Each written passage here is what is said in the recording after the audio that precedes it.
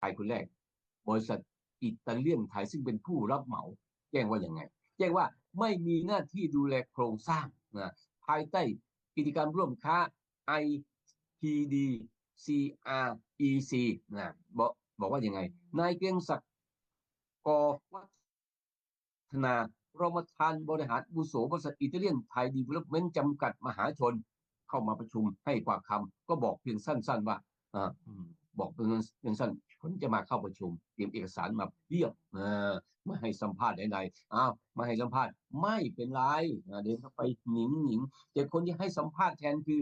พันตำรวจโทอมรหงศรีทองผู้อำนวยการกองคดีความผิดเกี่ยวกับการเสนอราคาต่อหน่วยงานของรัฐบอกว่ายังไงบริษัทไม่มีหน้าที่ดูแลในส่วนของโครงสร้างตึกสตงนะสัดส่วนของการแบ่งงานของอิตาเลียนกับไชน่าโดยมีดังนี้ก็คือ1ส่วนของอิตาเลียนไทยนะที่ไม่เคยฟังใจช้าแล้วก็เพื่อนนะเพื่อนกำลังสงสัยว่าเอ๊ะทำไมอิตาเลียนไทยไม่ค่อยรับผิดชอบไปให้อื่นรับผิดชอบได้ยังไงในเมื่ออยู่นี่มันอยู่ในส่วนรวมเดียวกันนะอยู่รวมกันนะอ้าวอ่า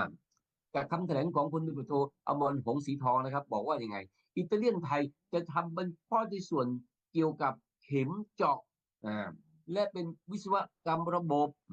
ส่วนบริษัทไชน่าเรลเวย์